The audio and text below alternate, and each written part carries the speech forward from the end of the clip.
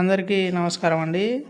ఈరోజు మన ఆంధ్రప్రదేశ్ ముఖ్యమంత్రి శ్రీ నారా చంద్రబాబు నాయుడు గారి పుట్టినరోజు సందర్భంగా మెగా డిఎస్సి ప్రకటన అయితే చేశారు. అది కూడా మన నారా లోకేష్ గారు అయితే ట్విట్టర్లో మన షెడ్యూల్ అయితే విడుదల చేయడం జరిగిందనమాట. ఈ రాష్ట్ర వ్యాప్తంగా 16,347 ఉపాధ్యాయ పోస్టులకైతే వీరు నోటిఫికేషన్ ఇవ్వడం జరిగింది. దీనికి సంబంధించి ఏప్రిల్ 20వ తేదీ నుంచి మే 15వ తేదీ వరకు అయితే ఆన్లైన్లో అప్లై చేసుకోవడానికి వీరైతే టైం ఇచ్చారు. మే 20వ తేదీ నుంచి మనం ఎగ్జామ్స్ అయితే రాసుకోవచ్చు అనమాట. అలాగే మే 30 నుంచి హాల్ టికెట్స్ డౌన్లోడ్ చేసుకోవాలి. అలాగే జూన్ 6 నుంచి జూలై 6 వరకు అయితే వీరు ఎగ్జామ్స్ కండక్ట్ చేస్తున్నారు.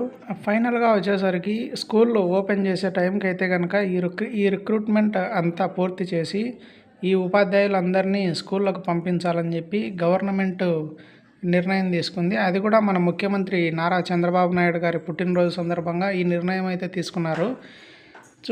ఇప్పుడైతే చూద్దాము. ఈ మొత్తం 16,347 పోస్టులు ఉన్నాయి కదా, అవి ఎక్కడెక్కడ అనేది మొత్తం అయితే ఈ వీడియోలో మీకు నేను చూపిస్తున్నాను. చూడండి, ఇక్కడ జిల్లా స్థాయి పోస్టులు మొత్తం 13. ఇది మన పాత జిల్లాల బేస్ మీద అయితే వీరు నోటిఫికేషన్ రిలీజ్ చేయడం జరిగింది. మొత్తం ఇవి జిల్లా స్థాయి పోస్టులు. అలాగే జువెనైల్ సంక్షేమ విభాగము, అలాగే గిరిజన సంక్షేమం, అన్ని రకాలైనటువంటి స్కూళ్ళల్లో వీరు ఎక్కడెక్కడున్నాయో ఖాళీలు అన్నీ బయటకు తీసి ఆ ఖాళీలన్నీ భర్తీ చేయాలని చెప్పి గవర్నమెంట్ నిర్ణయం తీసుకుంది.